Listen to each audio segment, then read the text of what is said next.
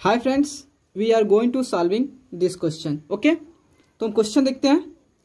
Question कर रहा है कि a sum of money becomes 8/5 of itself in 5 years at a certain rate of simple interest, find the rate of interest. ठीक है, देखो question कर रहा है, इसको एज एग्जाम्पल पर समझो कि मान लो आपने किसी को पैसा दिया, मतलब अमाउंट ऑफ मनी, कुछ प्रिंसिपल दिया, कुछ पैसा दिया। ठीक है, कितने साल के लिए? 5 years के लिए। ठीक है, आपने कुछ पैसा अमाउंट ऑफ मनी दिया। इसमें अमाउंट ऑफ मनी के बारे में, पैसा के बारे में किसी प्रकार का चर्चा नहीं है। तो समझो कि जो आपने कुछ अमाउंट ऑफ मनी को आपने किसी को दिया और वह अमाउंट ऑफ मनी जो है, वह पैसा जो होता है आपका 5 years में, 5 सालों में वह पैसा जो दिए हैं उस पैसे का 8/5 हो जा रहा है। मतलब जो पैसा दिए हैं तो वह 5 सालों में जाके आपका जो भी दिया हुआ पैसा है, जो भी ब्याज पे दिए, सिंपल इंटरेस्ट पे दिए, वह पैसा जो होता है 5 सालों में आपके पैसे के 8/5 हो जा रहा है। ठीक है, तो कह रहा है कि आपने किस रेट से दिए थे पैसा, ताकि जो होता है आपका पैसा जो होता है 5 सालों में आपके पैसे का 8/5 हो जा रहा है। तो बताना है कि आप किस रेट से दिए, वह रेट को आपको क्या करना है, कैलकुलेट करना है। ठीक है, ऐसे समझोगे एज एग्जांपल पे आपको ज़्यादा बेटर समझ में आएगा। नहीं तो सिंपली लॉन्गेस्ट में बोल दूंगे तो अच्छा से आपको क्लियर समझ नहीं आएगा। ऐसे आप पूरा अच्छा से विजुअलाइजेशन के साथ समझ पाइएगा। ठीक है, तो इसको हम कैसे सॉल्व करते हैं? तो आपको क्या निकालना है, आपको रेट निकालना है। ठीक है, तो रेट निकालने के लिए सबसे पहले आपका इसमें किसी प्रकार का अमाउंट ऑफ मनी भी नहीं दिया है कि आपने कितना उसे पैसा दिया था, कितना जो होता है पैसा उसे दिए थे ब्याज पे। ठीक है, वह भी नहीं दिया है।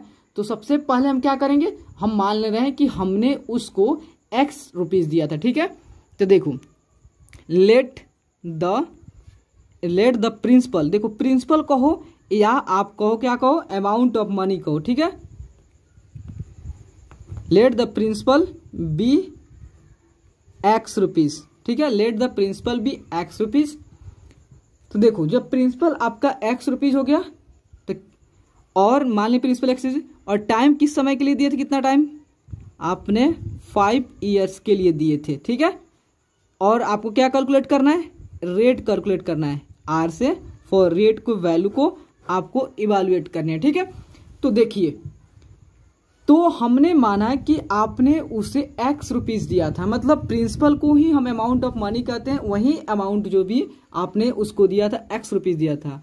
तो 5 सालों में यह X रुपीज जो है कितना हो जा रहा है, X के 8/5 हो जा रहा है। मीन्स जो होता है वो क्या है, मतलब जो केवल ब्याज नहीं है आपका, वो अमाउंट ऑफ मनी है। मतलब अमाउंट मतलब क्या होता है, आपका ब्याज भी प्लस आपने जो भी उसे पैसा दिया है उसे हम क्या कहते हैं, प्रिंसिपल करते हैं। ठीक है, जो भी पैसा दिया उसका सम जो था आपको देता है, अमाउंट देता है। ठीक है, तो अमाउंट कितना हो जाएगा, तो आपका अमाउंट जो है कितना हो जाएगा, तो अमाउंट जो आपका जो भी X है, इस X का देखो, का मीन्स क्या होता है, का इंग्लिश क्या होता है, ऑफ होता है। ऑफ मीन्स क्या होता है, गुन्ना होता है। मतलब X का मतलब गुन्ना कितना, 8/5। 8/5। ठीक है, जो भी आपने दिया वह X रुपीज जो उसे दिया, वह 5 सालों में जाके वह अमाउंट जो है कितना हो, वह पैसा जो होता है, वह प्रिंसिपल जो है 5 सालों में जाके आपके दिए गए पैसे के 8/5 हो जा रहा है।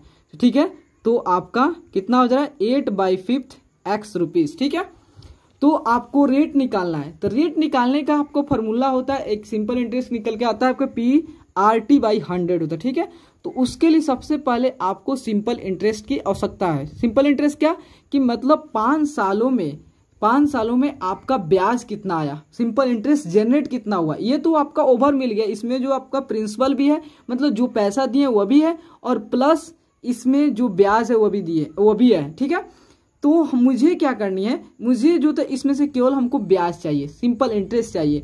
तो देखो आप एक फॉर्मूला जानते हो कि amount, A for amount equal to क्या होता है, प्रिंसिपल प्लस SI मतलब सिंपल इंटरेस्ट, और P मतलब प्रिंसिपल जो आपने पैसा दिए, SI मतलब इंटरेस्ट, मतलब जो होता है आपका जो भी 5 सालों में ब्याज बन रहा है वह है SI। ठीक है, तो देखो आपको निकालना SI, तो A इधर हो गया माइनस P इधर प्लस में इस साइड आएगा तो इक्वल के, तो माइनस, ये आपका SI हो गया।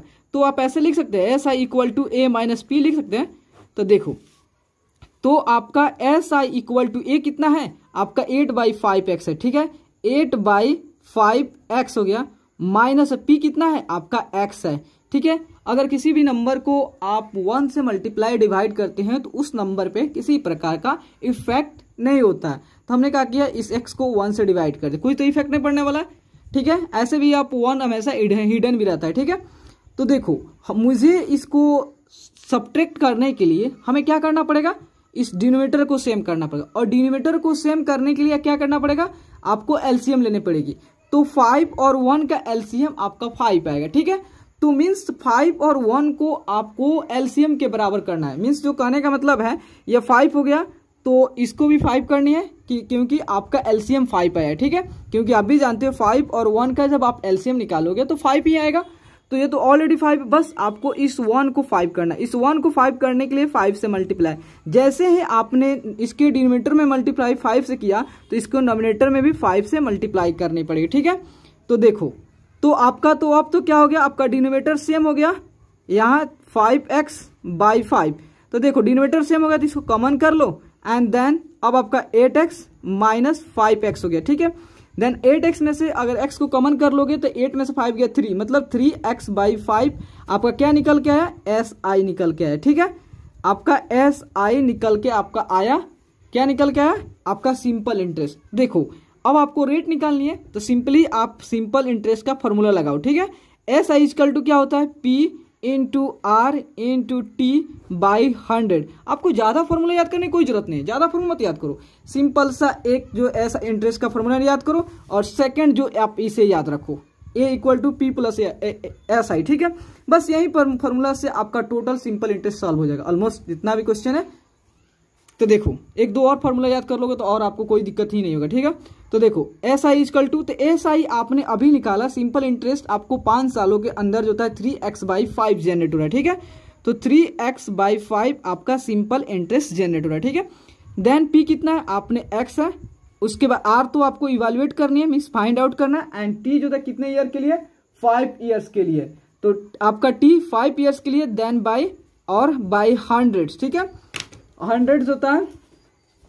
उसके बाद होता है 5 से इस 100 कैंसिल, कितना बार कैंसिल कर दोगे, तो यह कितना बार में, 20 बार में 20/100, ठीक है।